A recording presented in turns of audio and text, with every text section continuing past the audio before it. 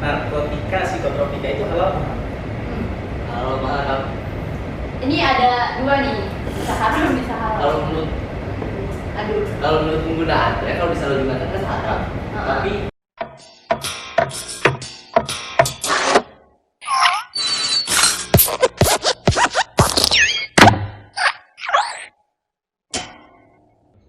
Assalamualaikum warahmatullahi wabarakatuh. Halo anak Kota Bekasi, salam patriot. Kembali lagi bersama Forum Anak Kota Bekasi di acara Operasi Obrolan Penuh Inspirasi. Halo teman-teman yang baru bergabung di YouTube Forum Anak Kota Bekasi, salam kenal. Aku Ardana Reswari, biasa dipanggil Ari. Nah, kali ini spesial banget nih teman-teman, karena aku nggak sendirian. Aku ditemani oleh Aku Muhammad Lutfi Haikal, biasa dipanggil Haikal. Di sini aku selaku koordinator klaster 3 mengenai kesehatan dasar dan kesejahteraan Forum Anak Kota Bekasi. Dan pada kesempatan kali ini dalam rangka memperingati Hari Anti Narkoba Internasional atau biasa kita sebut HANI yang diperingati setiap tanggal 26 Juni, kita mengangkat isu milenial sehat tanpa narkoba. Dan kita berkesempatan langsung untuk berbicara langsung dengan Kak Hadian Rahmat selaku Komisioner Bidang Kesehatan dan Nabza Komisi Perlindungan Anak Daerah Kota Bekasi. Nah, apa kabar nih Kak? Alhamdulillah baik teman-teman. Oke nih Kak, kan kita selama masa pandemi itu Kakak sibuk apa sih? Sibuk dari rumah, Dari rumah. webinar. Oh, webinar, betul. Yang Berarti- penting sibuk untuk jaga kesehatan sih, Betul. Berarti tetap produktif walau di Harus. rumah aja. wajib. Betul. Kalau gitu kita langsung mulai untuk pembahasannya aja ya Kak. Boleh. Pertama kan gini, kita membahas mengenai narkoba. Ya. Sejarah awalnya atau sejarah singkatnya itu apa sih Kak narkoba itu? Baik. Jadi teman-teman, narkoba itu sebenarnya udah panjang banget sejarahnya. Dari zaman Kaisar Romawi, bahkan lebih jauh dari zaman kerajaan Parsi pun, yang namanya tumbuhan untuk candu itu sudah ada, Zat-zat adiktif. zat-zat adiktif tadi. Nah, keberjalanannya sampai akhirnya bahkan ada yang sintetis, dari yang pure benar-benar tumbuhan sampai bahkan yang sintetis sekarang sudah ada semua. Jadi diciptakan sendiri ya Kak? Iya. Jadi dari manusia ya selanjutnya. Maksudnya yang Asalnya memang menciptakan. tumbuhan. Oke. Aslinya banget itu tumbuhan. Tumbuhan yang memang namanya manusia itu pembelajar. Betul.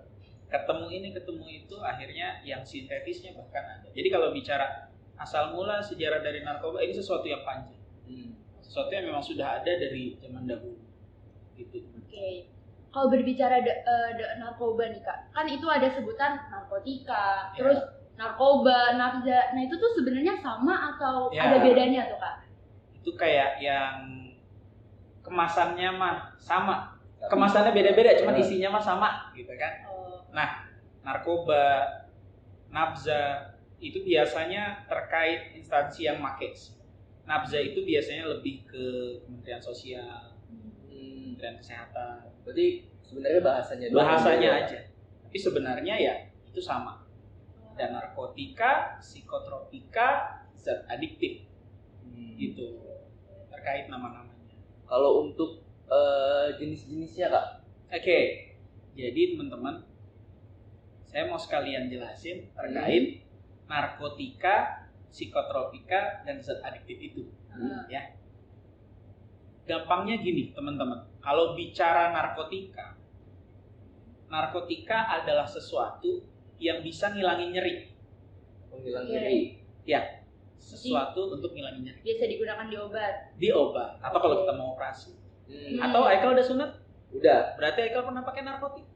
bius. Karena dibius. Ya. Oh, oke. Ya kan? Ah. Nah, tadi itu narkotika. Terus kita lanjut ke psikotropika. Psikotropika. Psikotropika itu apa sih? Kalau narkotika tadi sesuatu yang spesifiknya untuk menghilangkan nyeri. Kalau psikotropika ini nyerangnya saraf. Jadi lebih kayak ke halu gitu. Halusinasi. Iya. Kalau mungkin kita pernah dengar cerita orang makan kayak mushroom, pernah dengar? Iya ya. Itu yang makan, yang make, itu ngelihat orang itu kayak gepeng-gepeng. Jadi nggak sesuai realita yang. Iya. ya. Dan akhirnya dia ketawa terus, happy terus. Oke. Itu masuknya ke psikotropika. Itu dipengaruhi oleh saraf ya, Kak? Betul, mempengaruhi halusinasi. Terakhir, zat adiktif.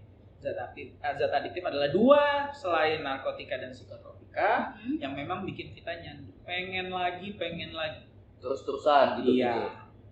Makanya teman-teman kalau terlalu candu main game online itu masuk kecanduan. Bener-bener, berarti game online tuh salah satu contoh dari zat adiktif. Contoh gampangnya. Kalau disalahgunakan. Iya. Karena ini obrolan kita. Oke. Nah nih Kak, kan kita udah ketahui nih pasti tuh ada dampak negatif dari narkoba. Nah kenapa sih bisa disalahgunakan gitu Kak? Iya. Nah teman-teman, saya mau nanya dulu nih pertama. Sebelum kita lebih jauh, saya mau nanya, menurut Haikal dan Ari, narkotika, psikotropika itu halal apa haram? Halal apa haram? Ini ada 2 nih, bisa haram bisa halal. Kalau menurut penggunaannya, kalau disalahgunakan kan haram. Tapi ada kepentingan yang positifnya gitu. Ya. Awal mula diciptakan kan bukan untuk penyalahgunaan. Iya. Harusnya halal. Tapi bisa jadi haram juga. Ada yang bilang kayak itu tuh udah gak baik gitu loh, itu haram gitu. Jadi hukum dasarnya mungkin halal. Tapi kalau disalahgunakan haram. Ya. Nah, emang teman-teman Foraksi Bekasi keren. Alhamdulillah. Jadi gini teman-teman, betul asli dari hukum dasarnya dari narkotika, psikotropika tadi adalah halal. Menjadi salah karena di sana ada penyalahgunaan.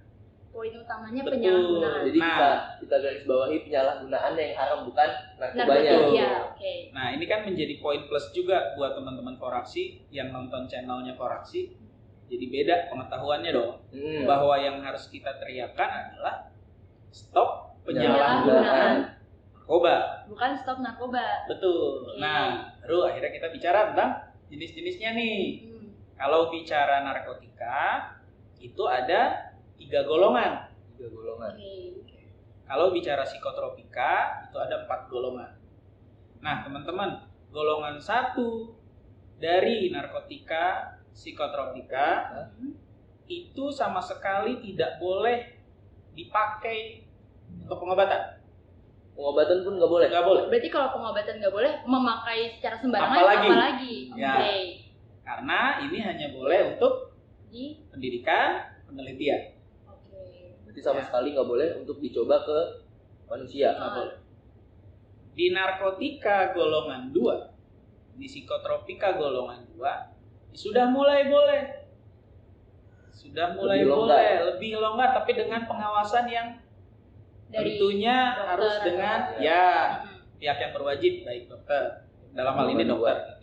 Nah, kayak tadi saya sempat nanya ke Haikal pernah nggak sunat? Pernah dong, sudah dong. Dibius kan? Dibius. Atau mungkin Ari nggak pernah melakukan operasi nggak? Enggak. Nah, mudah-mudahan jangan ya. Iya, jangan. Nah, kalau misalkan pernah melakukan operasi atau mungkin mamamu pernah sesar mungkin lahirnya, itu kan dibius. Bius itu pakai narkotika. Tapi dengan dosis yang betul. Nah, disesuaikan. Masuk di golongan 3 dan golongan 4 itu boleh. Lebih longgar, semakin golongannya besar, semakin longgar, tapi tentu dengan pengawasan. Jadi nggak boleh sembarangan. Tetap nggak boleh. Kayak gitu. Nah, makanya kita teman-teman harus menjadi beda dari anak-anak yang lain yang belum nonton channelnya Foraksi kan? Yang harus dikedepankan adalah penyalahgunaan yang kita lawan. Betul. Bukan narkobanya. Bukan penggunaan narkoba. Penyalahgunaannya. Gitu. Untuk selanjutnya ini kan kalau narkoba ini kan berkaitan erat dengan hukum kan? Ya. Kalau misalnya di Indonesia ini sebenarnya yang mengatur tentang narkoba tuh bagaimana ini hukumnya? Oke, kita bicara kitab sucinya nih ya. Iya. Kitab sucinya, dasarnya Bang. Jadi perjalanan undang-undang terkait narkoba di Indonesia ini cukup panjang. Sudah pernah ada perubahan. Jadi kita bicara sebenarnya tahun 97 itu sudah ada 2 undang-undang yang membahas tentang narkotika dan psikotropika. Berarti dipisah. Oke. Narkoba dan psikotropika. Tahun 97 itu ada undang-undang nomor 5 yang membahas tentang narkotika dan undang-undang nomor 5 tentang psikotropika dan nomor 2 tentang narkotika. Nah, di tahun 2009 undang-undang ini diamandemen, dirubah menjadi undang-undang nomor 35 tahun 2009. undang-undang narkotika. Nah, narkotika. Tadi kan di awal kita ada 2 tuh, ada narkotika, ada psikotropika. Iya. Undang-undangnya. Nah, Undang-Undang Nomor 5 Tahun 97 tetap ada, tapi beberapa golongannya dipindahkan ke Undang-Undang Nomor 35 Tahun 2009. Jadi kitab sucinya di Indonesia untuk melakukan tindakan pengedar yang ketangkep atau apa itu dari mana? Dari 35 tahun 2009. Nah Kak, itu kan negara ya Kak. Kalau dari Kota Bekasi tuh ada nggak sih dasar hukum yang mengatur tentang penyalahgunaan narkoba ini? Nah ini menariknya, teman-teman tinggal di satu kota yang pemerintahnya itu punya perhatian luar biasa terhadap concernnya luar biasa. Bagaimana masyarakatnya, anak-anaknya dan semuanya itu bisa ya tidak melakukan penyalahgunaan. Di Kota Bekasi ada peraturan wali kota nomor 103A. Tahunnya tahun muda lagi, kalau mobil kan tahun muda mahal ya. Iya. Tahun berapa tuh Kak? Tahun 2019. Wah, berarti baru tahun lalu. Iya. Nah, teman-teman Foraksi yang mempunyai 2 fungsi, pelapor dan pelopor harus tahu ini.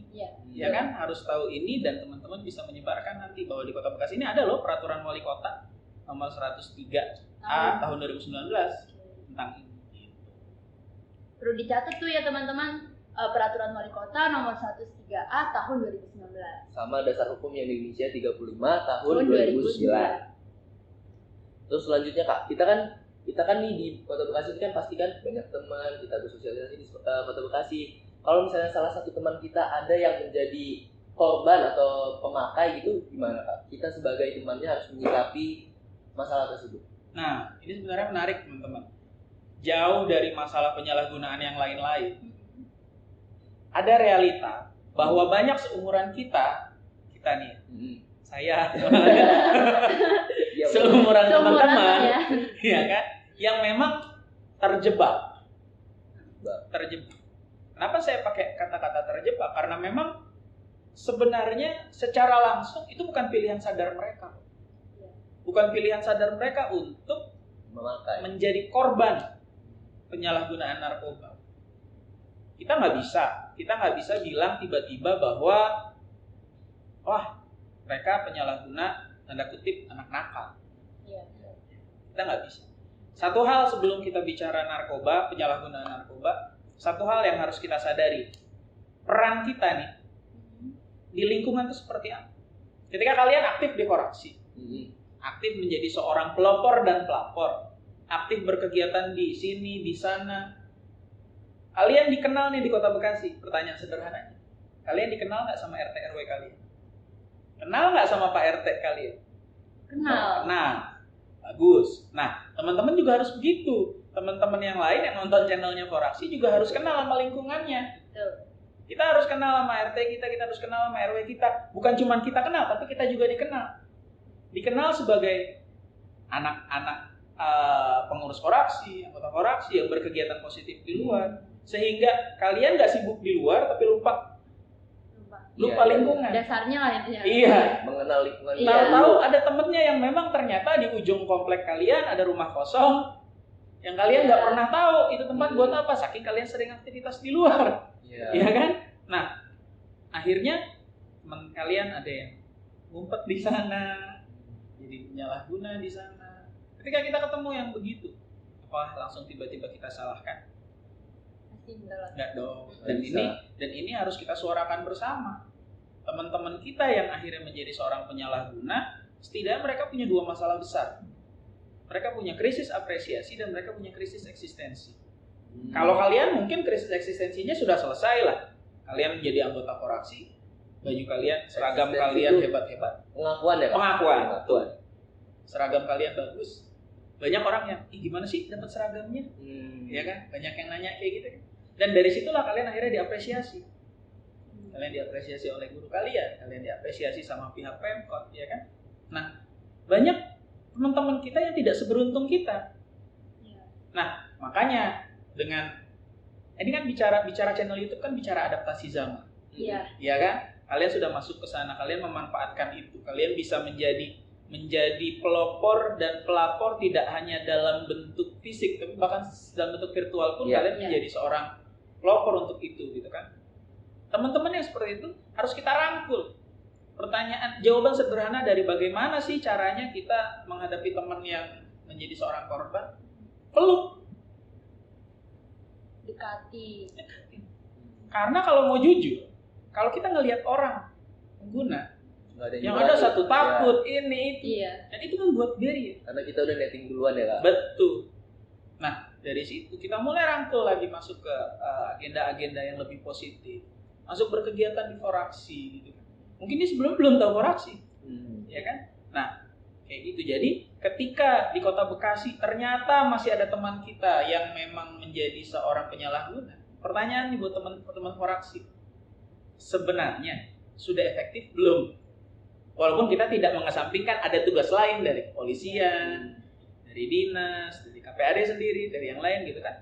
Semuanya kita nggak boleh terjebak di yang namanya ego sektoral, kepentingan masing-masing.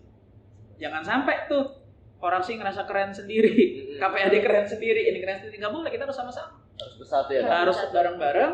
Bahwa kita buat anak-anak di Kota Bekasi ini tidak lagi krisis eksistensi dan tidak krisis apresiasi. Daripada kita ceramah lama-lama, kalau pakai ini hasilnya begini, ini begitu. Ini kita rangkul, ya kan? Kita peluk dia, kita ajak main dia. Karena hari ini kita masih juga terjebak di stigma. Rambut gondrong dikit atau apa dikit langsung kita bicara ini, bicara itu gitu kan? Cap-cap itu. Nah makanya di sini ayo sama-sama. Saya yakin lah teman-teman yang nonton channelnya Foraksi itu pintar-pintar, ya kan, hebat-hebat. Tadi saya bilang apresiasi dan eksistensinya sudah tanda kutip selesai. Jadi jangan selesai di diri kalian sendiri. Kebaikannya itu lebarkan lagi, luaskan lagi biar penyalahguna di Bekasi ini turun drastis, kayak gitu. Nah, ini Kak, itu kan dari segi kitanya. Kalau misalnya ada anak yang jadi korban, itu proses rehabilitasinya itu gimana sih Kak? Oke, menarik nih. Teman-teman sebelum masuk ke situ, saya mau jelasin dulu kalau di Indonesia ini perhatian terhadap anak juga luar biasa. Kita juga lagi-lagi beruntung nih, bersyukur banget kita menjadi warga Kota Bekasi karena kota kita juga hebat dalam hal ini, prestasinya sudah luar biasa. Nah, negara kita punya tadi kalau narkoba ada kitab sucinya, ini juga ada kitab sucinya. Kalau untuk anak, kalau di anak itu ada namanya SPPA. Apa tuh, Sistem Pidana Peradilan Anak. Sistem Pidana Peradilan. Ada yang tahu nggak itu di berapa? Enggak, saya nggak tahu. Tapi aku pernah dengar Kak. Itu kalau nggak salah UU nomor 12 tahun 2011. 2011. Kamu? Nggak, saya nggak tahu. Yakin? Benar apa salah? Salah apa benar? Jadi benar. Cuman tahunnya salah. Oh, salah tahunnya. Nomor 11 tahun 2012. Ya. Oh, berarti kebalik. Tadi aku bilang nomor 12 tahun 2011. Ya, tapi kan kebalik dikit. Iya. Itulah, itu bukti kerennya Foraksi lagi. Ya kan? Jadi gini, kita punya sistem pidana peradilan anak yang itu ada di nomor berapa tahun berapa? Nomor 11 tahun 2012. Ya. Jadi di sana kalau bicara anak-anak, sekarang saya mau nanya dikit nih. Teman-teman Foraksi pasti tahu lah. Kalau anak itu umur berapa sampai berapa sih? 0 sampai 18 tahun. Sebelum 18 tahun. Ya. Jadi memang untuk angka itu masuk ke sini, ke SPPA tadi. Nah, pertanyaan tadi, bagaimana nih kalau ada teman kita yang ternyata terjebak ya, terjerumus gitu kan. Ini sesuatu yang berbeda. Ini juga harus teman-teman pahami bahwa yang namanya penyalahguna narkoba itu korban. Penyalahguna narkoba itu korban. Ya, jadi teman kita tuh menjadi korban. Apa hukumannya? Harus direhab. Untuk korban penyalahguna narkoba itu tidak dipenjara tapi direhab. Khusus yang menurut SPPA itu? Ya. Nah, rehabnya bagaimana? Rehab nanti melewati fase asesmen, nanti juga dimasukkan ke dalam rehab apa itu harus menginap, apa itu pulang. Yang jelas teman-teman Foraksi dengan dua fungsi, yang fungsinya satu pelopor dan pelapor. Jangan pernah diam ketika memang ada teman yang seperti itu. Melaporkan dia bukan berarti kita menjerumuskan dia. Justru melaporkan dia, kita mengembalikan dia. Jangan sampai malah nanti karena judulnya ini teman ya enak masa teman kita di ini. Enggak. Justru malah kalian membiarkan, kalian malah punya masalah. Karena jangan lupa di Undang-Undang 35 tahun berapa tadi, ingat nggak? 2009. Betul, di situ ada ketika kita tahu ada titik penyalahguna tapi kita tidak bereaksi, Di situ kita salah. di situ kita salah dan kita punya delik pidana di situ. Berarti ada hukumannya juga. Ada hukumannya sebenarnya. Berarti intinya jujur itu baik lah. Iya. Apalagi teman-teman punya dua fungsi itu. Iya. Gitu. Nah nih Kak, kan aku dengar Kakak itu bergerak juga di Forza ya Kak. Iya. Bisa diceritain nggak sih Forza itu apa? Oke. Forza itu Forum Anti Penyalahgunaan Nafza. Nafza. Oke. Kami hadir, prinsipnya kami tidak mau memperpanjang organisasi sejenis. Karena banyak organisasi sejenis yang lain. Iya. Banyak banget. Ya, kami mau punya perbedaan. Jadi satu hal yang saya suka di Forza, mungkin teman-teman kaget. Forza kan gerakan di bidang seperti ini. Kok agendanya pelatihan fotografi? Kok agendanya pelatihan jurnalistik? Kok agendanya yang begitu-begitu? Kenapa? Karena tadi yang saya bilang, bagaimana kita menyelesaikan dua masalah krisis tadi. Apa saja? Krisis apresiasi dan eksistensi. Kenapa fotografi? Contoh. Hari ini banyak tren dong hari ini fotografi itu. Hampir semua orang suka foto hari ini. Kadang-kadang ada anak-anak yang mau difoto tapi terhambat masalah biaya misalkan. DSLR mahal, Ekonomi. ini mahal. Nah, sebenarnya kita kan punya kamera di handphone. Iya. Nah, Forza melakukan pelatihan fotografi basic menggunakan kamera handphone.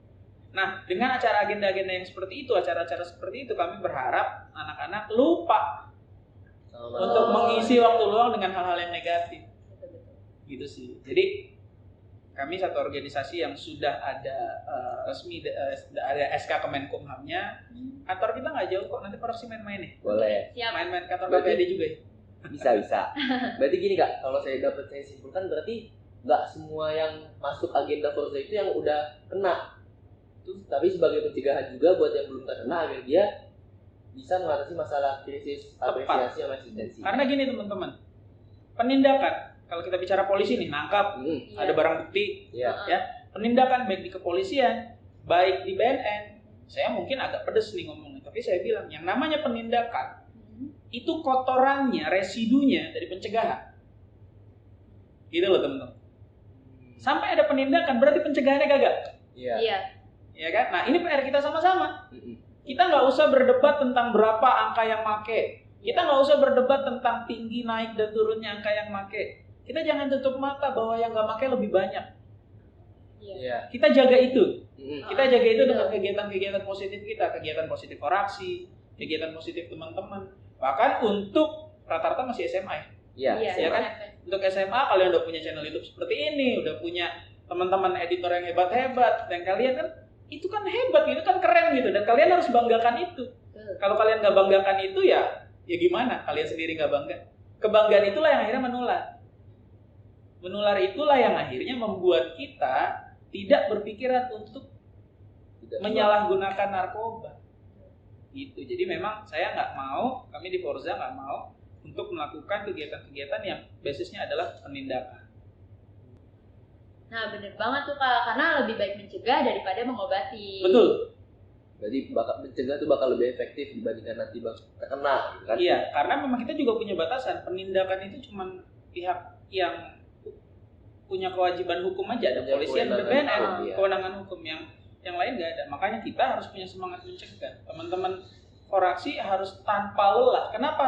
Kenapa saya bilang tanpa lelah? Mereka pengedar 24 jam berpikir tentang bagaimana barangnya keluar dan teredar. Tapi kita melakukan kegiatan-kegiatan gini, nunggu momen, ya momen hani lah, momen apa lah. Porsi kita untuk berpikir tentang bagaimana mencegah ini masih kita harus akui, kita harus jujur, jauh dibanding mereka berpikir bagaimana barang mereka ini tersebar. Terus nih Kak, tadi kan kita udah bahas mengenai Forzanya nih Kak. Kalau di KPAD-nya itu gimana Kak? Oke, teman-teman, sebenarnya KPAD ini kan menjadi bukan sparring partner, tapi tim lah sama teman-teman Foraksi. Ini juga menjadi salah satu indikator kota yang punya perhatian terhadap anak. Kota layak anak dengan segala macam penghargaannya. Salah satu indikatornya adalah ada tidaknya KPAD. Teman-teman, bahkan di Indonesia ini, kota kabupaten yang ada KPAD-nya itu bisa dihitung. Dan kota Bekasi sudah menjadi satu kota yang punya KPAD. Dan mudah-mudahan kerja KPAD bisa sangat terbantu dengan hadirnya teman-teman Korasi. Gitu.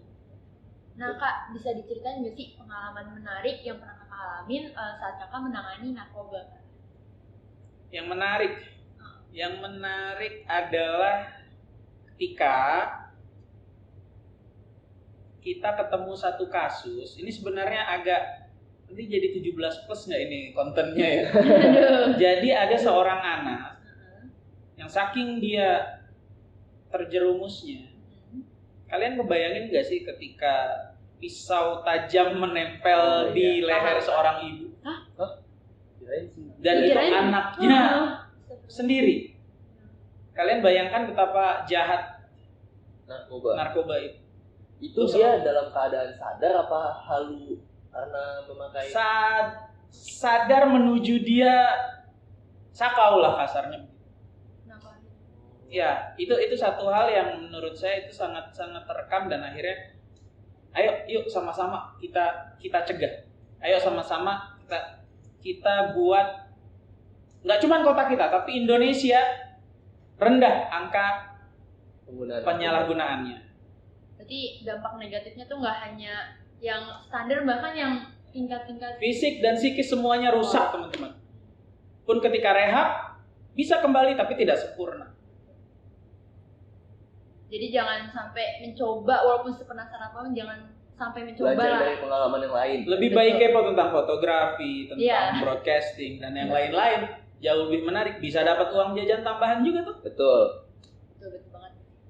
Nah, Pak Dokter, ada nggak sih yang ingin disampaikan kepada teman-teman? Bagaimana sih caranya agar kita terhindar dari narkoba? Oke. Kalau bicara bagaimana kita terhindar dari penyalahgunaan, sebenarnya sederhana. Satu, yakin, percaya bahwa kita punya potensi, kita punya kelebihan. Karena Tuhan nggak mungkin kirim kita ke bumi tanpa kelebihan apapun. Betul. Yakinkan itu, berkegiatan positif, dan nggak cuma berkegiatan positif. Jangan selesai di situ. Yang paling utama adalah setelah berkegiatan positif, punya semangat untuk menyebarkan hal positif itu sih. Betul. Karena setiap manusia, setiap anak tuh pasti punya bakatnya masing-masing. Betul. Kayak misalkan Foraksi habis bikin seminar, kadang-kadang habis seminar pulang terus udah. Jangan. Teman-teman punya sosial media, buat itu menjadi satu rangkaian kata-kata atau apa, post gitu. Betul. Itu yang lebih baik viral daripada hal-hal aneh yang viral gitu. Nih, sebelum kita tutup, gue pengen nge-highlight satu deh. Jadi kan kita dari tadi ngebahas narkoba. Dan yang perlu kita highlight dari diskusi ini adalah bahwa narkoba itu halal. Yang salah itu penyalahgunaannya. Gitu Kak? Ya. Nah, gak kerasa ya waktunya kita udah di penghujung acara nih. Terima kasih banyak loh Pak sudah menyempatkan meluangkan waktunya untuk hadir. Nah teman-teman, pokoknya apapun yang kita sampaikan itu kita dapat banget banyak pembelajaran dari kehadiran mengenai itu narkoba atau penyalahgunaan dan juga dampak-dampaknya. Jadi semoga apa yang kita lakuin hari ini itu bermanfaat untuk teman-teman. Amin. Nah terus pokoknya kita mohon maaf jika ada salah-salah kata. Semoga operasi kali ini dapat bermanfaat untuk kita semua. Dan jangan lupa follow media sosial Korsi di sini. Jangan lupa like, comment, dan subscribe. Forum Anak Kota Bekasi, aktif, kreatif, Ihsan. Dadah.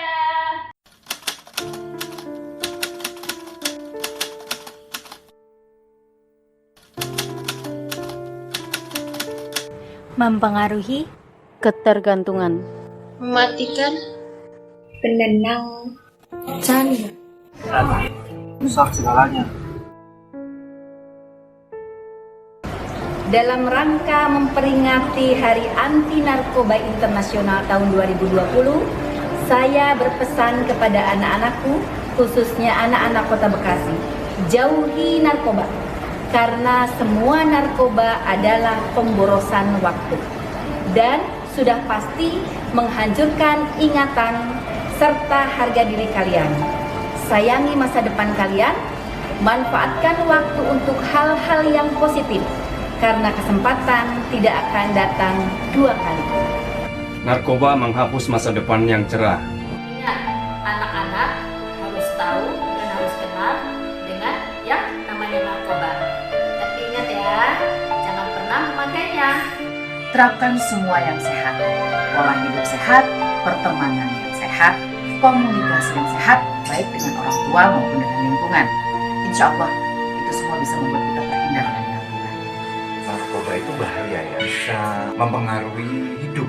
Jadi itu bisa menimbulkan ketergantungan, tahu Bapak, dan ketergantungan itu mungkin dan bisa jadi akan perlahan-lahan menghancurkan kehidupan kalian. Untuk itu tetap waspada dan hindari dan jangan coba-coba untuk bergaul, apalagi mencoba sedikit pun apa yang dinamakan narkoba. Hidup cerdas